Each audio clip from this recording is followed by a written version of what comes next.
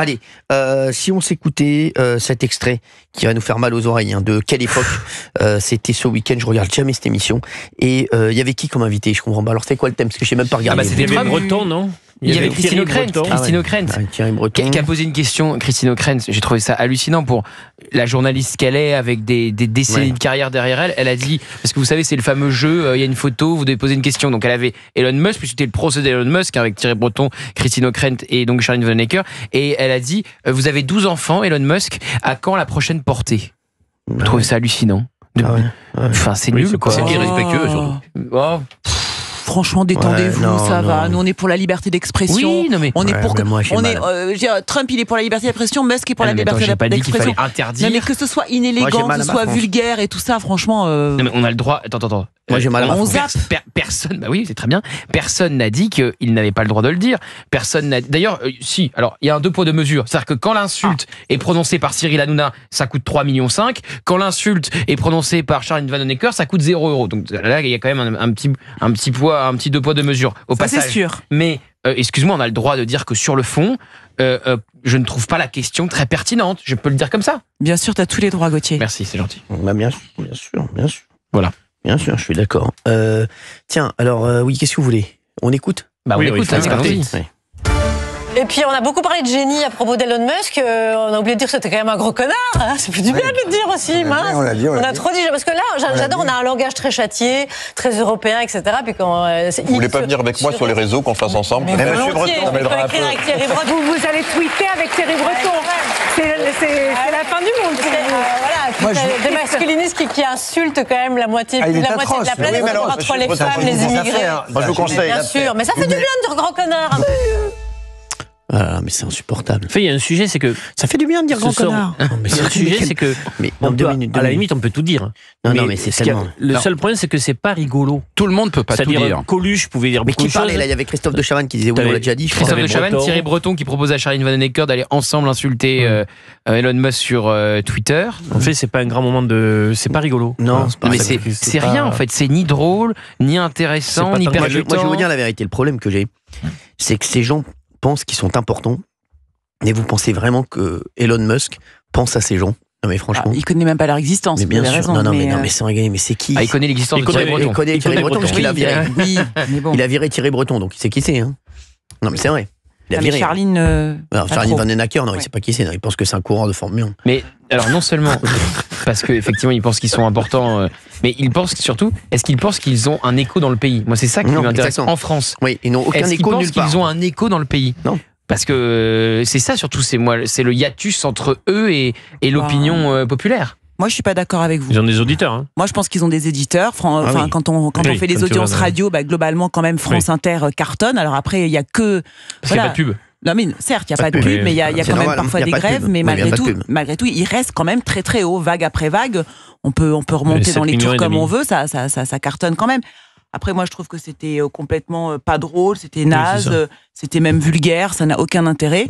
Mais après, je trouve qu'elle a le droit de le dire. Après tout, vous savez. Non, moi, je vois Trump et Musk, ils ont des détracteurs aux États-Unis. De Niro, qu'est-ce qu'il dit pas sur Musk? Taylor Swift, qu'est-ce qu'elle dit pas sur Trump? La vraie question qu'on se pose, c'est est-ce que ça peut passer ça sur le service public? Ça, c'est autre chose. Et alors que c'est une émission qui n'est pas en direct.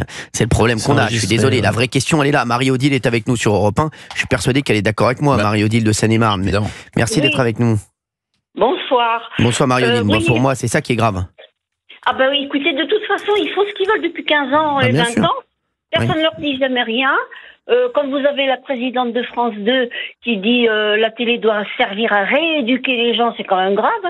Alors, ça veut dire que vous et moi, nous sommes des débiles, quoi. On est des débiles. On est des débiles.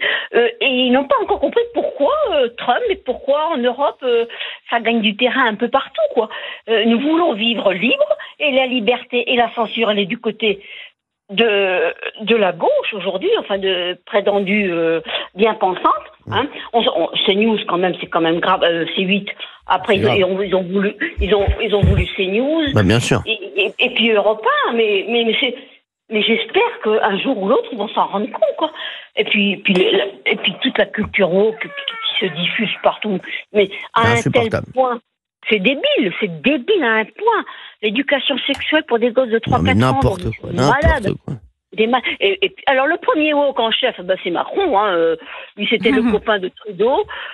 Oui, il se cache, hein, mais c'est le grand copain d'Alexander Soros quand même. J'espère que vous savez qui c'est, Alexander Soros. Hein. Son père est archi-milliardaire et c'est celui qui achète des bateaux pour les ONG pour aller chercher des migrants un peu partout dans la Méditerranée et ailleurs. Hein. Et c'est le copain de Macron, hein, mais ça, personne ne dit qu'il a rencontré Soros il n'y a pas longtemps. Il vient à l'Élysée de temps en temps, Soros. Hein. Voilà. Ah oui. C'est ça. Mais c'est très grave ce qui se passe depuis des années déjà. Vous savez, c'est une construction. Hein, c'est une construction qui dure.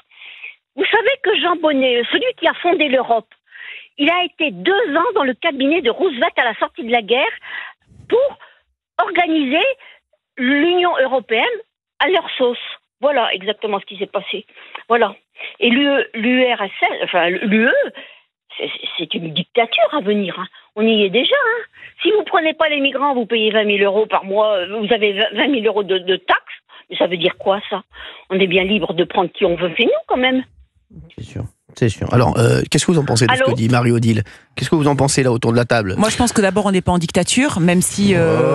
Attention, quand même. Pour moi, on n'est pas encore en dictature. On n'est pas en dictature, par rapport à des vraies dictatures, c'est quand même un peu insultant. Il y a quand même des choses Après, là où je suis d'accord avec vous, dans ce que vous dites, c'est qu'effectivement, on a un service public qui est vraiment à gauche toute. Et depuis maintenant de nombreuses années. Et d'ailleurs, il y avait un article très intéressant de Madame Ernotte ce week-end dans la Tribune du Dimanche. Je ne sais pas si vous le lisez, Gauthier. Non. Je lis le JDD, moi. On lit pas ça. Moi, je lis le JDD. Mais moi, je lis le JDD et la Tribune du Dimanche, qui nous permet d'avoir aussi une autre vision et de savoir ce qu'elle disait Delphine Ernotte. Et elle parlait de vous d'ailleurs, Cyril. Non, mais Delphine, moi, je m'entends bien avec elle. Donc, elle parlait de vous et elle disait oui, mais nous, voilà, on nous fait souvent le procès en fait de pas avoir de pluralité d'opinion dans le service public. Mais regardez, par exemple, nous avons invité Cyril Hanouna dans ses médiatiques. Voilà. C'est ça le pluralisme. C'est ça le contre-argument. Ou alors je me dis, moi là, le contre-argument, c'était ils ont invité la semaine dernière Sonia Mabrouk dans Quelle Époque, qui était seule contre tous. Ouais. La pauvre, dès qu'elle ouvrait la bouche, il y avait nous avons invité Cyril Hanouna dans ses médiatiques, c'était mythique. Voilà, donc en fait, je trouvais ça drôle parce qu'effectivement, je pense qu'il s'adresse à tout le monde, mais il y a quand même une morale ligne de gauche dans le service public, évidente, très très donneuse de leçons. Mais ils sont obligés. Et voilà, c'est insupportable. Pour se protéger, ils sont obligés en fait. Parce qu'ils exactement, ils sont obligés. Et puis bon, ils sont tenus, ils sont pas les mains libres. Hein, on va pas se mentir, on va pas se raconter d'histoire. Hein, Marie-Odile aussi, ils sont pas les mains libres. Et quand on n'est pas d'accord avec eux, on est tout de suite disqualifié de facho. Donc ça, c'est quand même une sorte de procès aujourd'hui insupportable. Voilà. Bon, on allait. Voilà, Marie-Odile est de retour. Oui, Marie-Odile. Oui, bien écoutez, j'avais plein de choses à vous dire. Je sais pas où je me suis arrêtée. J'ai parlé, mais je savais pas. Alors, on a été coupé. Bon, oui. Alors, Marie-Odile, dites-nous tout. Écoutez, Macron, c'est le woke en chef, ça, je pense que vous l'avez entendu. Oui, ça, on l'a entendu, hein. Ouais. Ça l'a dit, ça. Ça l'a dit. On l'a entendu. Moi, j'ai beaucoup d'amour pour Macron. Ça s'entend, hein. Mais ça se voit. Voilà. Oui. Et Trump, je suis pas sûr qu'il soit woke, moi. Et Trump, vous l'aimez bien, Donald Trump, ou pas? Écoutez, moi, Trump, c'est pas ma tasse de thé, mais moi, je suis quand même contente de ce qui se passe, vous voyez. J'ai l'impression que vous êtes un peu comme nous, vous dites, c'est tellement... on jubile, en fait, hein. On jubile. On en a tellement marre d'entendre tous ces gens... C'est donneurs de leçons. C'est donneurs de leçons qui sont pris une claque. Regardez, moi j'habite à 50 km de Paris, je suis en zone blanche, tout va mal. On veut prendre un rendez-vous chez le dentiste en urgence, il y a 29 jours d'attente. Mais si vous savez ce que c'est que la vie de gens de 70 ans à 50 km de Paris dans un petit village de Seine-et-Marne, vous avez accès à rien. Oui, c'est sûr. Si vous n'avez pas l'ordinateur qui tombe en panne les 3 quarts du temps ou alors qui passe pas, mais c'est une horreur. Moi, je dois aller maintenant, je vais vous le dire carrément, je dois aller Gustave Roussy. Hein. Ça fait 3 jours que j'essaye d'avoir un rendez-vous. Mes médecins avaient reçu les résultats des analyses 17 jours avant de m'appeler pour me dire on a reçu les résultats. Tout est bordélique partout. Et on a entendu que vous n'aimiez pas Macron. Est-ce que vous avez par exemple une tendresse ou est-ce que vous avez foi encore en la politique et envers un candidat aujourd'hui en France qui pourrait le mieux vous représenter? Je la sens bien Bruno Retailleau, Marie-Odile. Oui, oui, ça c'est sûr que Retailleau. Mais quand vous voyez la droite la plus bête du monde, elle va recommencer à nous présenter 7, 8, 9, 10 candidats. Ouais. Alors que toute la gauche va se réunir pour faire un candidat unique. Et puis, une fois de plus, on va se retrouver peut-être... Grosjean comme devant. Vous allez vous retrouver Grosjean comme devant? Moi, je m'en fiche. Moi, même Marine Le Pen, maintenant, j'aimerais bien l'entendre un petit peu quand même. Je la trouve inaudible, on l'entend plus du tout. Bah là, elle vient de perdre son papa. Elle vient de perdre son papa, c'est normal. Oui, c'est normal. Mais même depuis 1 an ou 2, on ne sait plus trop bien. Moi, j'aime beaucoup Bellamy aussi. Ouais, il est sympa. J'ai bien aimé son roman également. Il est sympa, il est très bien. Il est très très bien. Moi, je l'ai entendu. Oui, François-Xavier. FX. Oui. Droite républicaine, en fait. Hein. Non, mais apparemment, Retailleau, François-Xavier, Bellamy, c'est un peu. Ça se rejoint. Il va avoir du mal. Avec Wauquiez, il va lui mettre du bas. Alors que Wauquiez, il a 56 ans, il a qu'à attendre 5 ans. Il aura 61 ans. Non, il a même pas 56 ans, Laurent Wauquiez, il a 52 ans. Il a 51 ans. Oh, si, 51. Ah oui. Il est en 74, Laurent Wauquiez. Ou 73. Je vous le dis. Certain. Il y a Retailleau qui est très bien. Bon, il va faire un bon boulot, mais ça fait 3 ans, c'est long. Oui, Laurent Wauquiez, c'est vrai qu'il est jeune. Attendez, je vais vous dire, mais je vais vous dire exactement. Mais je crois que j'ai raison. Je vais vous le dire dans un instant. Laurent Wauquiez. Ah, même pas, il a 49 ans, Laurent Wauquiez. Oui. De toute manière, l'élection aux États-Unis donne des perspectives à tout le monde. Trump est élu à 78 ans. Bah, bien sûr. Et voilà. Je te rappelle que maintenant, l'âge qu'il faut pour être Premier ministre en France, 73. Attendez, parce qu'il y a Marie-Odile là, qui est là, quand même. Il y a Twitter, c'était très très bien quand Musk n'était pas propriétaire. Maintenant qu'Elon Musk est devenu propriétaire, c'est devenu... ils sont ridicules, Non, mais alors vous avez vu que Le Monde quitte X. Oui. Ils ont changé le journalisme. J'en ai versé une larme. Oui, ils ont quitté le journalisme aussi. Meilleur van. Vous savez que Le Monde est financé par Macron quand même. Il touche des subventions, Le Monde. Libération aussi. Libération aussi. Les autres aussi. Figaro aussi. On aime bien. Et l'Humanité aussi. Bien sûr, l'Humanité. Bah oui. Ils ont même le passe culture. Le passe culture, l'Humanité. C'est le pluralisme. Les ont le passe culture, l'Humanité. Mais là, le dernier choc que j'ai eu, c'est l'histoire du Puy du Fou. C'est honteux quand même. C'est honteux. Et comment ils peuvent? On donne des passes culture à l'humain. Rachida Dati va se pencher sur ce problème. Hein. Ouais, elle va être en Julien Courbet. Elle va être efficace. Oui, elle est efficace. J'espère pour elle, parce que moi je l'aime beaucoup, Rachida Dati. Elle est sympa. À une époque, je me disais, mais pourvu que j'aimerais bien qu'elle se présente comme présidente. Moi, elle aurait le bâton pour le faire. Il faut des hommes courageux, mais vous savez, avec tout le système qui est complètement perverti par la gauche. Moi, je connais tout ça. Ouais, Marie-Odile, elle en a gros sur la patate. Elle en a gros sur la chips. Moi, l'âge que j'ai... Elle en a gros sur la binge. Oui. Vous avez d'autres marques de pommes de terre, Cyril? La binge. Il y en a d'autres. Il y a la rate du Touquet qui est très bonne aussi. Alors franchement, il y a la rate du Touquet qui est pas mal. La rate du Touquet, je ne demande qu'elle a goûté. Et Macron, c'est... Franchement. Macron, il y a la Charlotte aussi. D'où? La Charlotte. Excusez-moi, on est en train de parler pommes de terre, là, Marie-Odile, 2 secondes. Là. Allez-y, oui, dites-moi. Je dis Macron, c'est le Touquet, Rothschild et l'Élysée. Il y a la France. En fait, non, j'ai l'impression qu'elle aime bien Emmanuel Macron. Oui, elle aime bien Macron, oui. Elle aime bien. Vous avez voté pour qui, Marie-Odile, sans indiscrétion, aux dernières élections? J'avais voté pour lui au premier tour, quand même. Vous aviez voté pour qui, sans indiscrétion? Pour lui? Oui, j'ai voté Macron. Ah bah voilà, mais c'est fou. Elle le tracasse depuis tout à l'heure, elle a voté pour c'est l'amour vache, en fait. Ah oui, c'est l'amour vache. Ou l'amour déçu. On avait une espérance quand même. Un jeune, moi j'étais fière quand je l'ai vu au Louvre, tout ça, avec la pyramide. En 2017, vous avez voté pour lui. Elle a voté pour lui. Bon, Marie-Odile, on vous fait des gros bisous, Marie-Odile. Bon, écoutez, à bientôt, cher ami. Je vous embrasse. Je vous embrasse fort. Moi aussi. Au revoir. Merci. Bonne soirée. Je rappelle l'info du jour. Je rappelle la grosse info du jour. Yannick Jadot est candidat à la mairie de Paris. C'est dingue parce qu'on vient de m'envoyer cette vanne et je l'ai faite il y a 15 minutes. Tout le monde me dit l'info du jour. Non mais c'est quand même un génie, Yannick Jadot. Quand t'es un génie comme ça, tu peux rien faire. Allez, 01 80 20 39 21.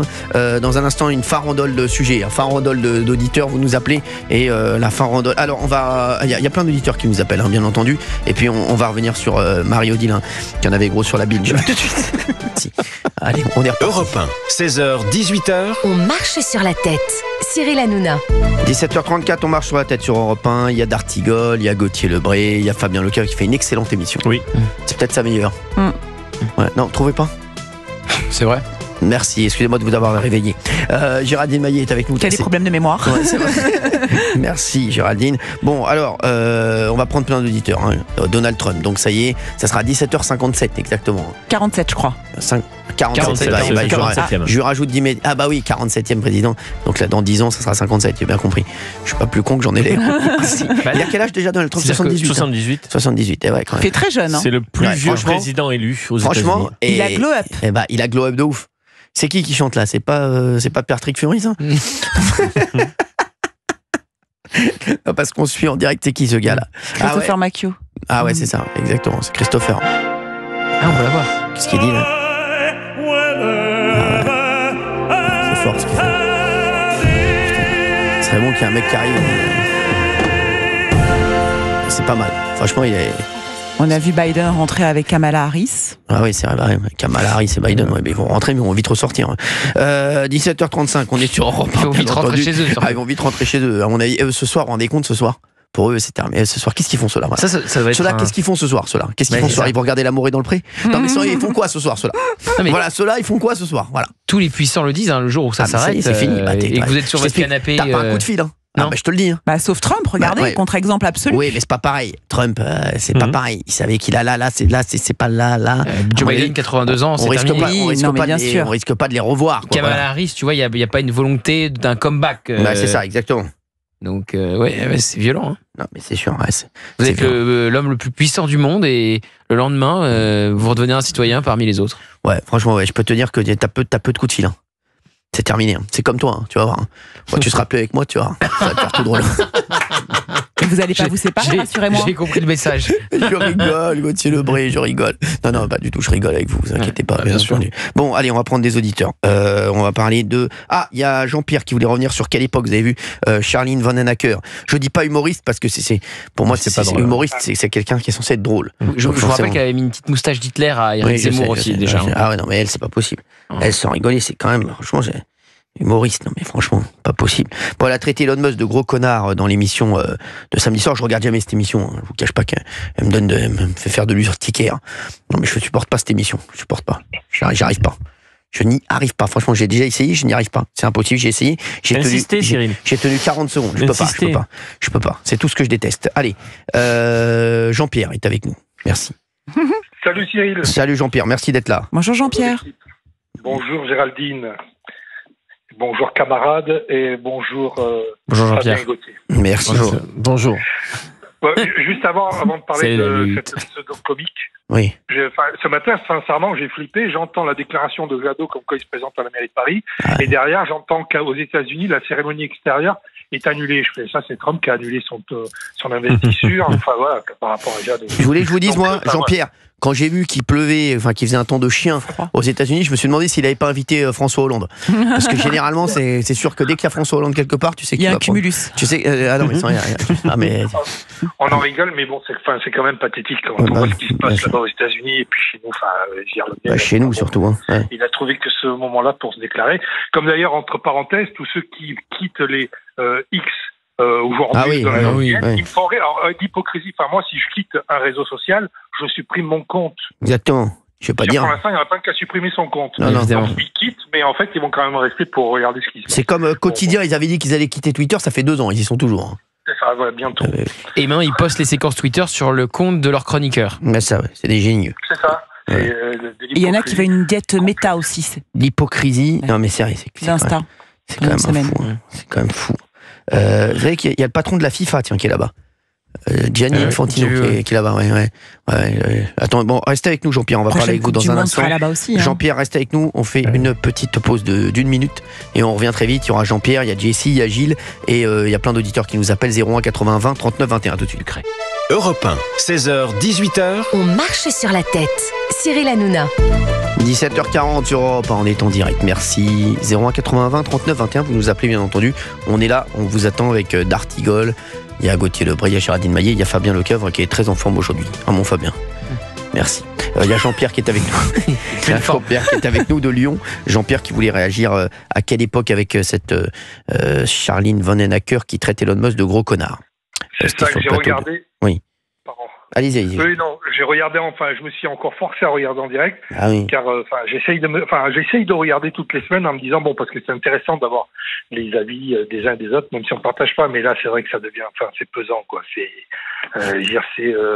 bien pensant à tous les niveaux, ça devient terrible. Et donc je tombe sur le moment où cette pseudo-comique insulte Musk. Alors elle fait 2 fois, parce que la première fois elle a dû dire c'est pas assez marrant. Elle fait une deuxième fois, et si vous écoutez bien dans le public, il n'y a plus personne qui rigole. Donc ça me gêne pour plusieurs raisons. Un, c'est pas une émission en direct. Donc normalement, ce genre d'insulte, tu la coupes. Deux, ce qui me gêne, c'est que tu as quand même derrière Thierry Breton qui rigole comme un benet en lui expliquant de venir l'insulter avec moi sur mon réseau social.